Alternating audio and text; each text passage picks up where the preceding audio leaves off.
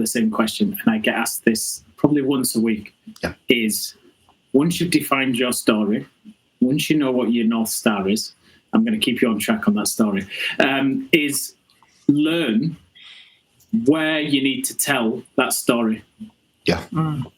Sounds really simple, but so many people aren't doing it. Hi, everybody. Welcome to the Performance Revolution web series powered by our partners at Integra. Today, we're going to have a great conversation around standing out in a crowd, crafting and executing a business concept that outshines your competition. And let's just be honest, there's more restaurants in every major city than there may be guests to fill those seats. So I've literally seen these stunning, beautiful venues, unfortunately, over time, not survive or be as successful as they wanted to, because there's the opportunity to connect the concept design to an execution feeling and experience consistently for your staff and guests. So I brought two friends forward to drive this conversation with us today. I brought Scott, which I'll start with you. Scott, I want you to share just right up front, what can the audience expect from our conversation today? What are you going to share with us? Matt, thanks for inviting me along, and I can't wait to speak to Karen about what we're going to cover today. I think, in the early 2000s, everyone told Steve Jobs that he was crazy to take a CD player, a mobile phone, and a camera and make it one device that went in the palm of our hands. And in 2007, he launched the iPhone, and he did it under the mantra of think different.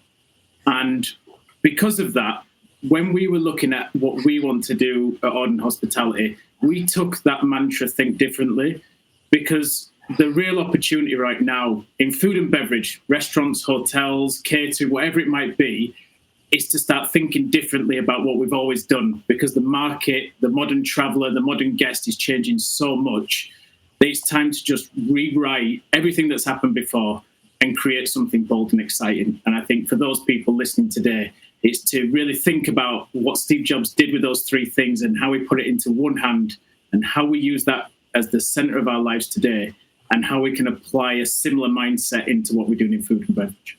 Love it. And it's something we've heard so much about is thinking differently. And what I'm just going to say up front is some of what we're designing in the conversation today is to push up against your resistance. Because to think differently, we have to find resistance. And where we find resistance is usually where we find the opportunity to do a little bit of work. So if you feel resistance, say just lean into it, stay curious a little bit longer.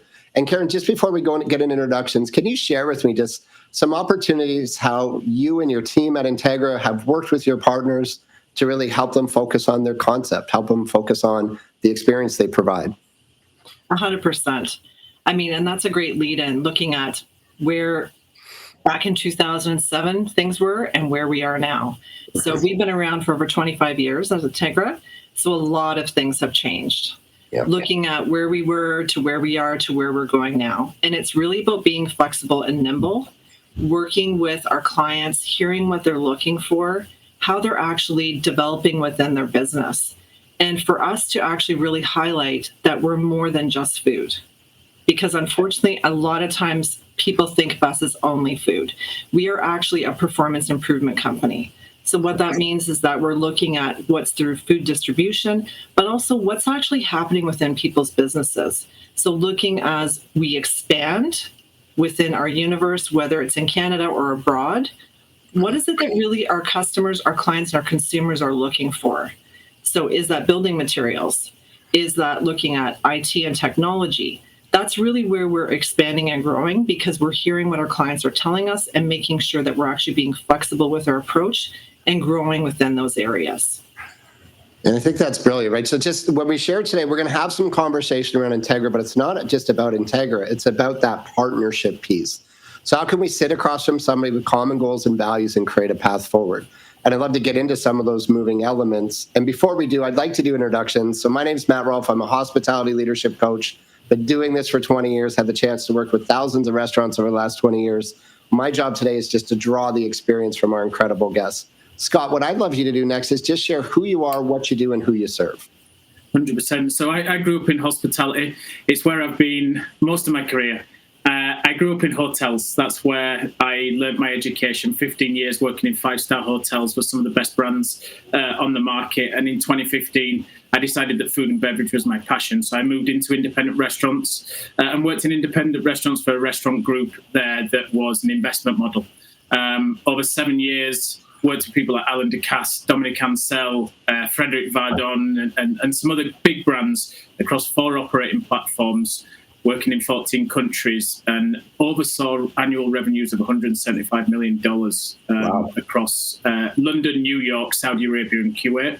In 2022, I was sitting in more meetings with investment officers and legal officers than I was doing fun things, creating brands and speaking with people on the floor and being with teams, which is what I got into hospitality for, and I still love today. So I left and I decided to build something of my own, and that's when I started on hospitality. And what I realized, back to what I was saying before, is restaurateurs run businesses and restaurants in a very different way to how hotel people run restaurants, bars and lounges. And I just saw there was a real opportunity to bring the restaurateur mindset back into hotels and get away from that amenity-driven, service-oriented F&B experience and start doing something a bit more bold, a bit more exciting, and going back to experience in restaurants and bars in hotels using that restaurateur mindset. So we're working Europe, Middle East, the US, North America. We're about to start a project in Kenya as well. I was there over the weekend, so we're doing a brew pub there. So yeah, very much an international business, but based out of our home here in the UK in London.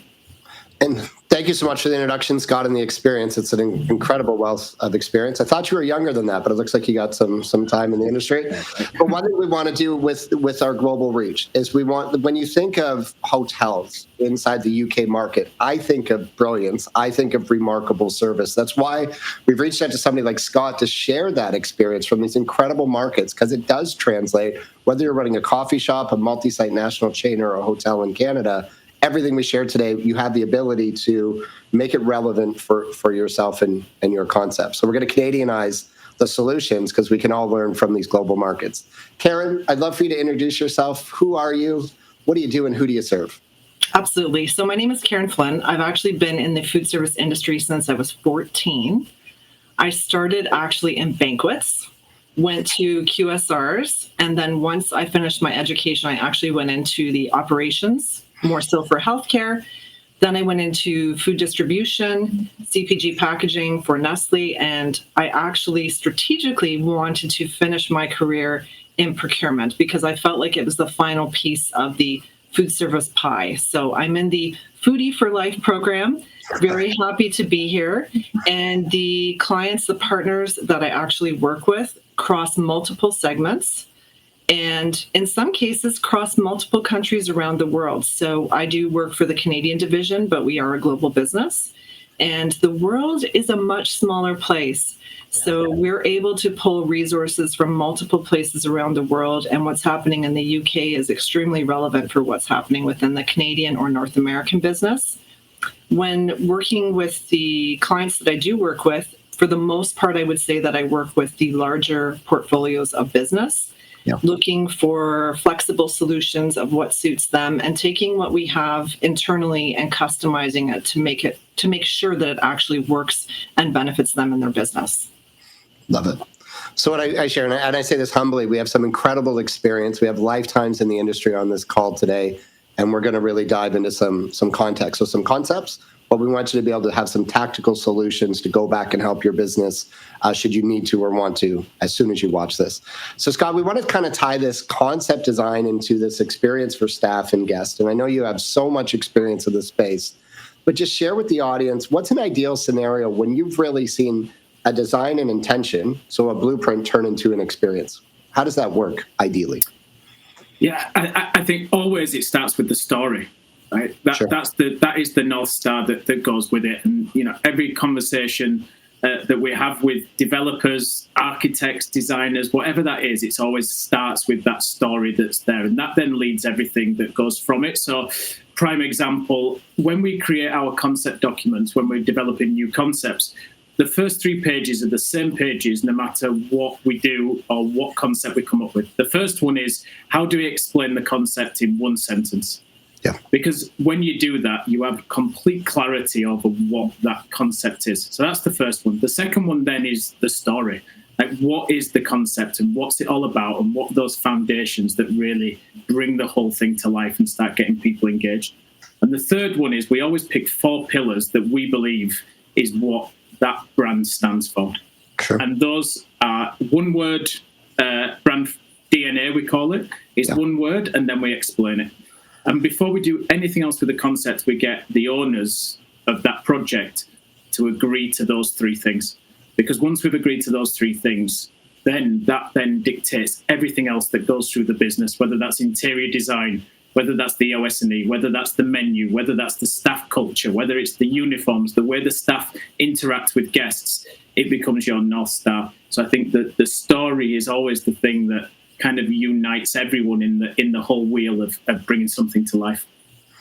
And can we just for the audience, and we don't want to share anybody's secret sauce here, but I'll share, we work at a common theme with operators, and a couple of the experience I've had, a group that I was working with yesterday, their tagline is iconic hospitality. Sounds a bit big, right? But what they shared and what that experience is, because who decides if you're iconic? Mm-hmm. The guest does. So that's the message that they related to the staff. And is there one kind of tag that you could share with the audience to give it some? Because I think when people think about this, we can get stuck. But I think it's the simplicity that makes a beautiful opportunity, and clarity to communicate to your investors, your team, your partners, and your staff. Yeah, I'll give you 2 that we've done this week, right? It's fresh in mind. The first one was we're creating a new hotel F&B strategy, and it's in a provincial town in the UK.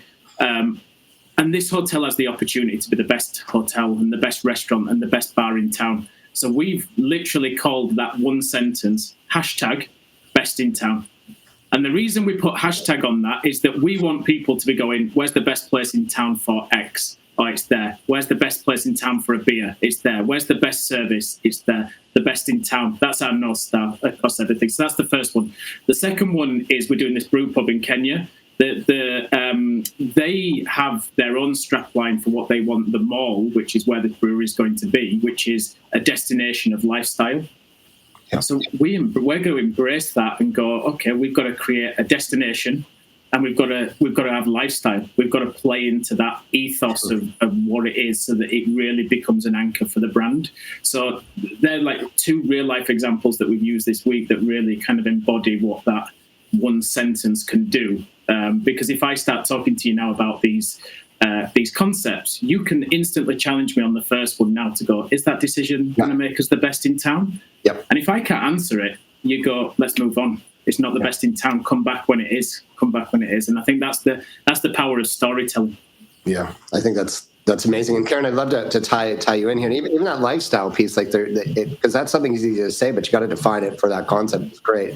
But Karen, like you have you've seen some incredible brands. You've worked for incredible brands. You've supported your partners.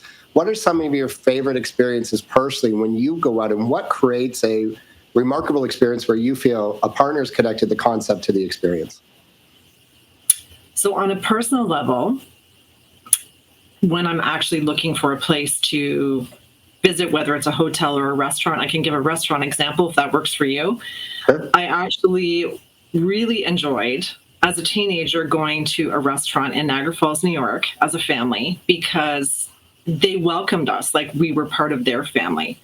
Uh-huh. And I actually did some research even about them recently, because I haven't been there for many, many years. But it was really that experience from start to finish. So walking in, and they knew us.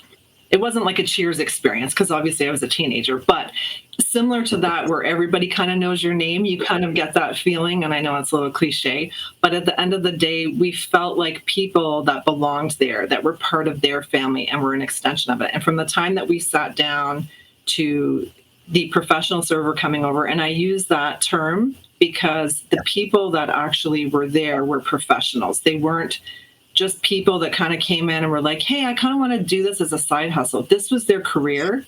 This was their passion. So you could tell from the time that you sat down to the time that you left, it was an experience that was memorable. And you can imagine this is actually almost 40 years later, and I'm still talking about it. So this is a whole different, and so the restaurant, I'm actually going to say what the restaurant name is. It's actually the Como, in Niagara Falls, New York. So it's in the US. And they actually just changed ownership in 2023. So they actually have new owners. And it's an Italian restaurant. Love it. But amazing. Just amazing. And apparently the new owners have the same recipes. Love it. So it's carried on. And like I say, I still remember everything about it. What the place looked like, the pillars. I wish actually now I got pictures, because now I'm really into photography. But at the time, you don't think about those things when you're 16 years old, right? No, but I love it, and it shows the importance. So I think the question side, and if you're taking notes or you just want to be curious, is what are you communicating to your staff around what that intention is? You heard about the design, the feeling, the menu, the recipes, and that stuff doesn't happen by mistake. It happens by design. But Scott, one thing I'd love to come back to, and we don't want to focus on the negative, but I think what I want to do is share my experiences so people can learn from them and take what they choose to. What are 3 common mistakes that people make when it comes to concept design, execution, or service experience? Like, what is all the work you're doing? What's most relevant right now? I think the diluting the story is the number one critical error that people make, and that can happen in a number of different ways. That can be in the design. I work in the hotel space. The amount of times you'll walk into a restaurant in a hotel and it feels like the hotel, and it doesn't have its own identity. And I always say to architects working on hotel projects, the restaurants and bars should feel like they're from the same family, but they shouldn't be identical twins. They should stand alone, and they should feel like what they are, and they should have their own identity, because that's what your guests, that's what your teams engage with. They engage with the brand, they engage with the story. That's why people are going to high street restaurants down the road and not going into hotels. So I think that's the first one in terms of diluting that. It can come later when it comes down to service and execution of the product and back to those foundations. And you'll see how much it's a North Star for me is when that menu gets diluted, when the service drops. If Karen goes back to her Italian restaurant today and they don't remember her, that is a crucial point that's going to mean she never goes back again, because she's going to have lost all those memories. And I think we talk a lot with teams when we're doing pre-opening training about what are the memories that your guests will want to tell the people they care about the most. Because you only tell the people you care about the most the things that are the most closest to you. So if you can create those in the restaurant, you've got a huge opportunity for them to be your best marketeers and free marketeers, because they're going to bring people back in. So that kind of dilution is really important. So I think that would be the first one. And then the second one, consistency. I'm sure Karen and her team come up against this a lot with chefs and operators. It's never been a harder time to be a food and beverage manager or an executive chef as it is today.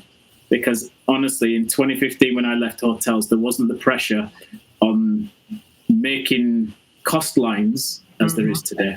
Yeah. It was all about revenue. And over the way, whatever's happened in those 7 or 8 years that I've been away, it's become a cost-driven culture. And those guys are under immense pressure. I did a talk with the Integra guys from the UK. I was telling Karen last week, and it was with the Hotel Asset Managers Association for Europe.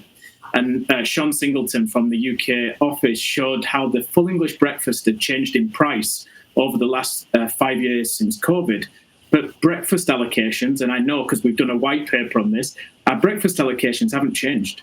Yeah. So we're putting immense pressure on our teams to deliver, but we're not helping them along that journey. So what is the first thing that someone's going to do if he's getting a kick in because of his food cost and not because of his guest scores? He's going to cut corners. He's going to cut corners. He's going to find a way that he can get rid of the Heinz ketchup and put in cheap ketchup. He's going to find the way that he can take down the quality of the sausages on breakfast. He will compromise, and it's not his fault. No chef gets into this business to serve bad food. It's such an interesting point. I'm sorry about the sunlight. That's okay. I wish I had it. It really comes through. I'm just saying.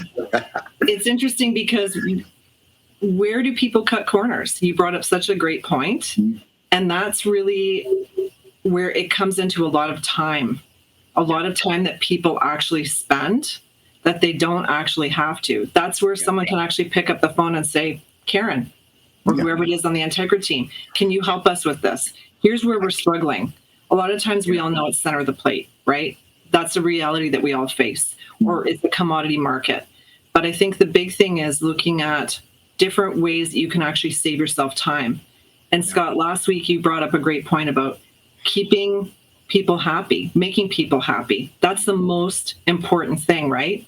That's what we want to do. We want to take away some of that stress of all of those things that you need to do, because they're a must-have based on cost. So you can actually go back to doing the things that you want to do. You said it way better than I said it. I'm 100% sure of that. But that really, really stuck with me when we had our conversation last week, is that's so important, because in the hospitality business, it's about hospitality. So people are going to your restaurant, they're going to your hotel because they want that experience. They want to feel a part of something. They want to feel welcome. They don't want to have to worry about what they're cooking tonight. They want to go there and feel that energy, that electricity of all the people around them. Yeah, I think it's right. And it's funny, when I set up Auden Hospitality, I went into the business and I didn't want to call myself a consultant. I didn't want to call myself a consultant because I hated working with consultants when I was an operator. These people who come in my business, tell me what to do. How dare they? Walk out of the door with the action plan and go, knock yourself out, like, good luck.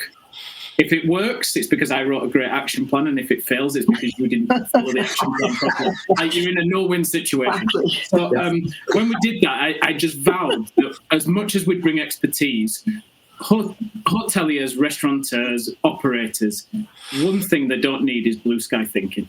As an industry, we get into this industry because we're creative people and we have an energy. We have hospitality is all about being on show. We don't need to come up with ideas. We're brilliant at that. What we're not great at, especially in the current market, is the implementation.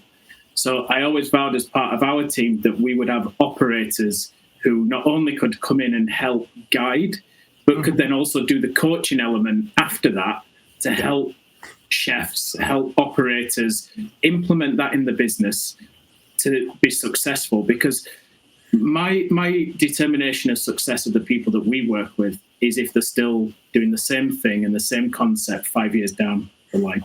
Because that means they've been set up for success in the first place. No one closes a busy restaurant. Very rarely anyway. So if we've done our job properly, they won't need to re-look at that concept.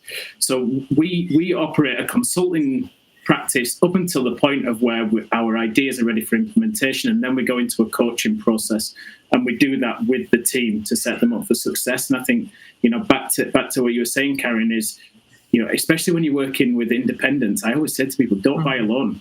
You don't have to.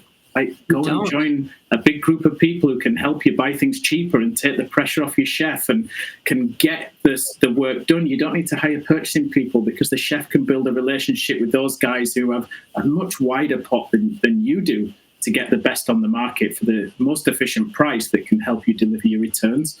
That's the same as when we're working with people as well. It's just about going in and really helping these guys do it. And it's funny, when I sit with chefs and things like chefs, especially, I'll use this example, it's relevant. But when I sit with chefs and go, okay, how can I help you the most in this project? None of them ever say to me, can you create some dishes for us to put onto the menu? Not one. Of course. What they say to me is, if I give you a piece of paper that you won't be able to read with the recipe on, will you be able to try and decipher it and make it into an SOP? Because I hate doing that stuff. Right? If that's what's going to help, you be creative, you make the best possible dish that the guest is going to love. Let us do the back of house stuff that you don't want to do, because that's what's going to set this concept up for success. And I think that's the thing. I know we've kind of deviated a bit off where my second point was, but it's super relevant this is where modern consultants now have to be willing to do the doing as much as the thinking, because that's where the real success comes from. It really is. It's the flexibility. It's listening. It's hearing. It's, Matt, you said it earlier. It's being curious to really understand who it is that we're partnered with. It's and being able to decipher those tiny napkins, those little bar napkins that we're all familiar with that you put your drink under, that, people have always put little stories on, and whatever the case may be, anyone that comes from the food industry knows what we're talking about. Yep. And really being able to take those pearls of wisdom, because that's really what I call it, anything that comes from our customers or partners, even other consultants, it's all valuable learning.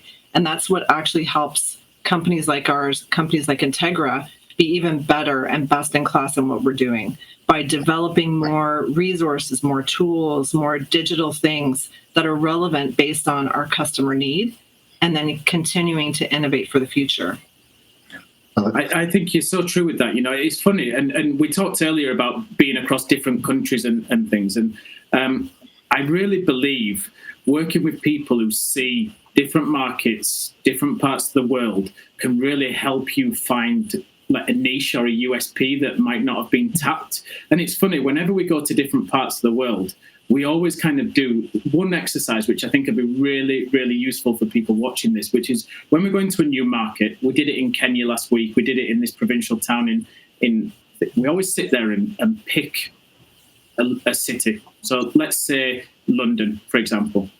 And we ask people in the market, if you think of London and the restaurant scene in London, how far away in years do you think this place is? So in this case, how far behind London do you think Nairobi is in years? When someone says to you 10, say there's 10 years for whatever, you take yourself back 10 years. How was London 10 years ago? And what is the opportunity of between 10 years ago and now? And where can we be first to market with an idea that's going to really position that concept or that brand as the best in town or as market leading? And that's how we really kind of benchmark what we're doing. If we're sitting in a city like London, we go, okay, how is this market compared to a New York, which is what we always compare ourselves to, So find that denominator that's there and really challenge it, and that transcends into quality of food, concepts on the market, manning, service, you name it. You can go down that list, and as you benchmark it against these different cities, you start building up a picture of where you can take the market. Like we had a conversation with the guys in Kenya the other day about there's no QR codes anywhere, digital ordering, QR codes, nothing. There's nothing. And we were like, okay, is the market ready? Because it's sitting 10 years behind London. They were just like, it's not ready. It's like, okay. So the next question is, can we be the first to market? Or do we need someone else to do it first and then jump on the bandwagon? And it's those type of conversations that just start getting the brain ticking that I think people watching this, it'd be a really good exercise when they find themselves in a new situation to help kind of really get into where the opportunities could be. 100%. I'm gonna, because I want to. There's so I'd love to go back and watch that 10 minutes there again. I just want to acknowledge one thing Scott did up front, because I think it's going to tie into the back half of our episode here. So I asked Scott a question that would move us away from North Star or that descriptive sentence of what we do, but he held there. And I think that's something that Scott has visibility on some of the world's best brands. He's worked for them or supports them. Just a reminder that we need to go back. The one thing I want to tie this next conversation, a bit of a curveball for both of you. We're looking at the reality of transactions declining in the Canadian market. Right. Can I have one thing? I'm going to close my windows. Just give me 1 second. I'm so sorry. It's actually so bright. 1 second. Just a little. Didn't have to buy the ring light. Pause for another, Mackenzie here. So.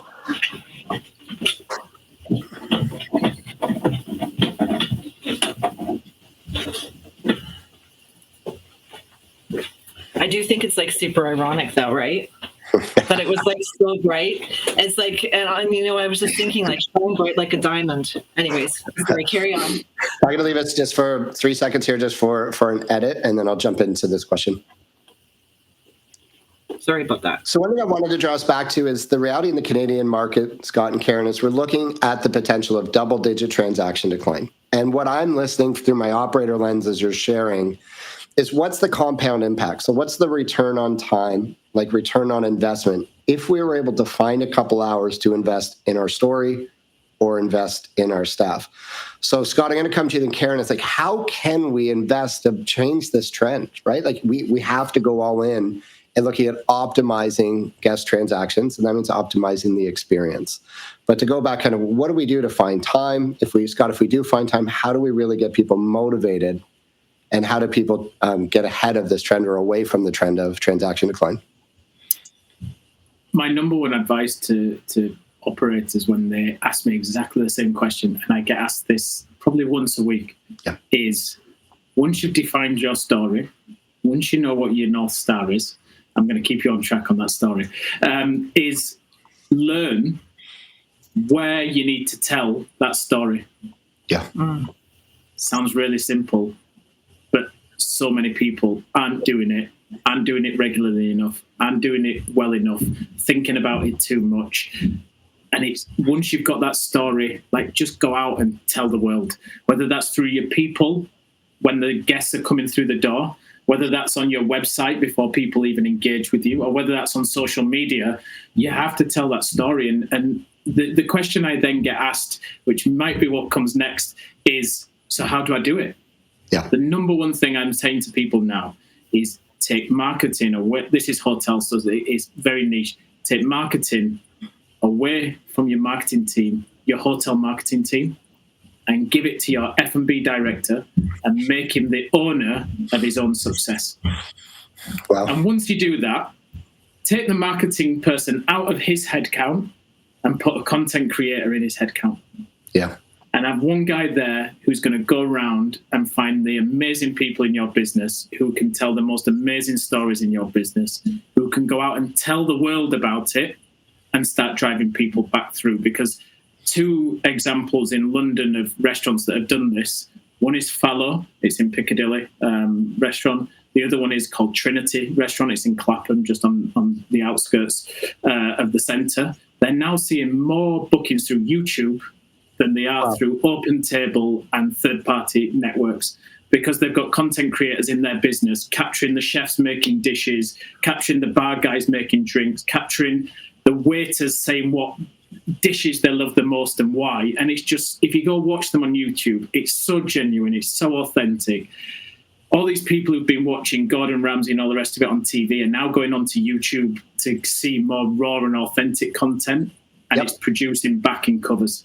So it's a long story to say, once you've got that story nailed, go tell the world and have someone in your business who can help you do that and capture all those amazing stories.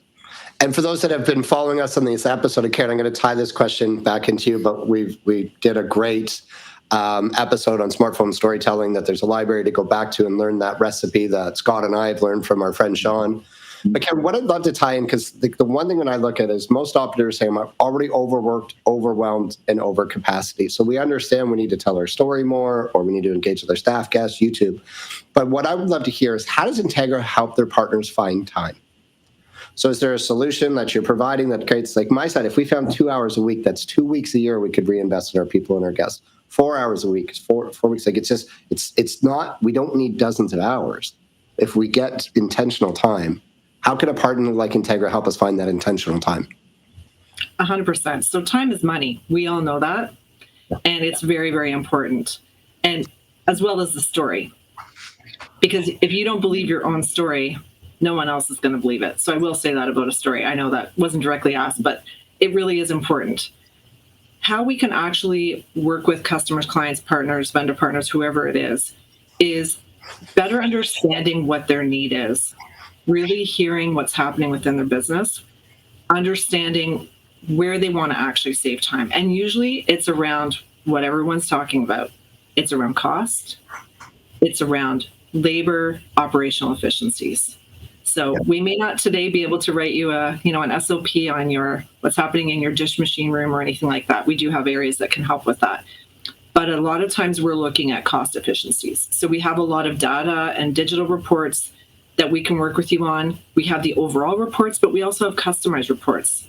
The biggest thing with our program is really about flexibility, program flexibility, and having folks like myself working with the bigger customers, because we actually take everything that we have within our suite of offerings and we customize it based on what the customer need is. So instead of saying, well, we really think that your foot will fit in the shoe, we don't do that. We look at what the customer need is, and we also go back to our big organization and say, this is really what we're seeing with our hospitality business. This is really where I think we need to go. And our company hears us, because they know that we are with the hearts and the minds of the people that we serve every day. Love it. So we're continuing to grow. We're continuing to flex.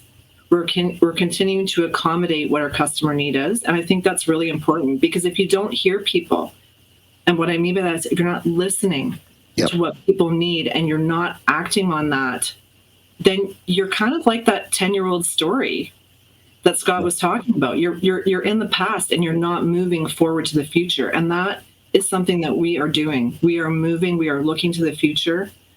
That's why we're really open to these other AI solutions. We're not just standing on one spot. We're taking action and we're being present, but we're also looking to the future and understanding what's happened in the past. So one of the things that I take from that, because I'm a little bit older, I think about Stephen Covey's "Seek first to understand, then to be understood." I think that's a true partnership, right? We need to listen, and those quotes used to be written on the walls in one of our offices down the street from where I am today. But I think it's as powerful today as it ever was. Now, what I want to, because I want to make this tactical for the audience, Scott, I'll come to you and then Karen back to you, because we want to prompt, right? Sometimes someone's going to be percolating on this right now and trying to decide, how do I act? And I'm using things like we talked about. I'm using things like ChatGPT just to learn how to prompt it on a daily basis. I have no interest in talking about ChatGPT, but what's the question, Scott, that operators coming together with their team? I'd love to ask, what's the question that they need to be spending time on? And then Karen, what's the prompt that an operator, I'll come back to you and I'll give you some time to think about it, that prompt that they could pick up the phone and call their Integra rep, their representative, their partner, and say, I want to talk about this. Because I think it's how do we actualize. So Scott, what's the one thing, that prompt or question, people should be curious about in their next team meeting? I would take three things, Matt, on this, and it's the strategy that we follow whenever we go into a new business. So it's probably a really good place for people to start now. The first one is listen. Go to all your stakeholders, from the lowest person in the organization to the highest person in the organization, the guests who are coming into your business, and ask questions. Back to, you said it, Karen said it, be curious. Just be curious about what's frustrating, what goes really well, what pisses people off, what are the things in your business that comes up again and again. The second one after that is analyze. So back to what Karen was saying there, is how can you extract as much data out of your business as possible, using partners to help you look at how the market's doing, how the local area's doing, really try and get as much data as possible to pull together. And then marry the two up and look at what are the most reoccurring things in the listening section, and find the data to support it in the analyze section. Put them together. You have your action plan of the things that the teams and the guests are telling you are the most important, and the data is backing up to say, yes, it's the most important. And then you go to the final stage, and this is the bit that we love, is you go and observe why those things are happening in your business, and you start challenging why. Maybe it's workflow, maybe it's purchasing, holding on to PO numbers for too long, maybe a bill hasn't been paid, maybe, I don't know, a channel's down on the website. It could be anything. Just go in and challenge why things are happening the way they're happening, and from there then you have your solution, and that solution then becomes the action plan of how you put things right and how you start focusing. So listen, analyze, observe. Honestly, it's the thing that we do every time we go into a new business, and it's always seen as right so far. Love that. And I love this item from every stakeholder, which is your frontline staff.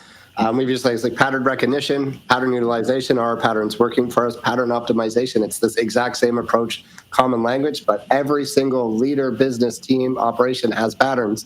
Once we understand them, we can act. Karen, the one sentence of prompt is just somebody to reach out, and my goal for 2025, I'll be vulnerable here. I'm really tough. I suck at asking for help. How can somebody reach out to you and say, we want to get better, we could utilize your insights? How do they ask Integra for help? 100%. In fact, that's exactly what I was going to say. So we're so aligned, no surprise, so much alignment today in this conversation, is literally just asking that. How can you help me with this? I mean, it was something that happened actually on Monday of this week. Here's the situation. What can you do? What information do you have? What resources do you have? How can I participate in this? How can I learn more? And it's really just that simple. It doesn't need to be something that's eloquently put. It can literally be one specific thing. I am looking for flank steak. I cannot find it. Do you happen to have this? Do you have somebody that does local produce that can also do cut produce? Because I have an issue with someone that's in the produce area. One of my chefs is not able to come to work today or next week. Something happened. It literally can be random. It can be, we cannot figure out a way to keep our staff engaged. We cannot figure out a way to keep them wanting to come back. You know, do you have any suggestions? I've actually even connected existing customers with other businesses because I've said, hey, I haven't been in operations for a while. So what if I connected you to so-and-so? It'll usually be a different concept. So I'm not going to like necessarily connect two breakfast chains. Okay. I'm going to connect maybe like a QSR, maybe with a breakfast chain, somebody that's not competing, somebody that's even in different parts of the country. Well, what did they do? What were their best in class things? So we're not opposed to looking at the world from a different lens. We're about making sure that the customer is looked after, they get what they need. And sometimes that solution isn't even always us. That's why we even expand our partnerships, right? That's why we grow and we make sure that we're including all kinds of different stakeholders within different businesses. But it's really just about asking the question. And if I don't know the answer, because I don't know all the answers, I mean, I've been here almost 9 years, but I don't know all the answers. This world is a very big world, very big. So, you know what? I just say, hey, you know what? I actually don't know the answer to your question. And I will just say that right up front. It's about me going back, doing my due diligence and coming back and providing an answer. And sometimes the answer isn't yes. Maybe at that moment, maybe we don't have, like this week, it was something we didn't have sun butter. We didn't have sun butter. And, you know, somebody within our business needed sun butter. They're tired of the wow stuff and they wanted something that they can offer their clients that isn't that. So it happens. But at the end of the day, it's just as simple as asking a question and not worrying about it, leaving it with us and letting us help where we can. Because again, it also makes us better the more we get these questions. And that's, I think, what a powerful episode. Just to close this out, this is one thing we did on a previous episode. We talked about kind of like a one-word close. Like when you think about hospitality, and we're all in this together, right? Suppliers in it with operators in it with guests. Like we don't exist without each other. But what's one word as we close out this episode? Scott will come to you and Karen to just describes what you feel the hospitality industry is all about. I'll give you a cheat code. The word we came up with in the last episode was resilience. One we've heard, but in Canada, we were dealing with some tariff stuff the other day and we had to be resilient again. We don't need to go down that track. One word close from you, Scott. Memories. Memories. Love it. And Karen, what about yourself? For me, the first thing I think of is heart and love. Just that feeling. So, I mean, literally, when you said it, I saw a heart. Like, I just feel like it's just this flowing of sincerity and people and just amazing experiences. And I think it's just such an amazing way to watch because we started with North Star in that sense. But I want you all to acknowledge leadership when it shows up. So Karen thought, and she stayed for a second because there's a way for us to speak from here and speak from here. But heart lands. Heart's real for Karen. Find your North Star. Find your message. Scott and Karen, thank you for an incredible and valuable episode today. I appreciate you both. I appreciate our partners at Integra. This wouldn't be possible without them. And let's find some heart. Let's create some more memories in our industry in 2025. Thanks, everybody. Thank you both. Thanks, Karen. Thank you so much. Smart businesses are working with group purchasing organizations. Smarter businesses are working with Integra. That's because we are much more than a GPO. We provide more experience, more product categories, and more operational solutions. Integra is expert advice, quality and flexibility, purchasing power, and partnership to optimize your operations, elevating guest experience while saving on goods and services with the insights to keep your operations ahead. We know the challenges of operating in restaurants, lodging, senior living, golf, leisure, faith-based organizations, education, and acute care. So we provide services and solutions to help you maximize your profit margins. Save up to 30% on nearly everything you buy. From food to furniture, fixtures, uniforms, linens, capital equipment, services, energy, cleaning, and even training. Add in advice from experts who know your industry, and there's no better partner to take on inflation than Integra. With a deep bench of procurement experts monitoring prices, contracts, and supply chains, we help you find cost-effective ingredient options that exceed your customers' expectations. At Integra, your spend is always in your view and in your control, with data analytics and digital tools to ensure you're always getting the insights to operate more efficiently. Gain easy access to temporary and long-term staffing, your most frequently purchased products, and solutions for waste reduction and energy usage to keep your customers returning and your operations thriving. Unlock expert insights, unmatched purchasing, and unlimited performance for your business. Meet Integra and see the difference today.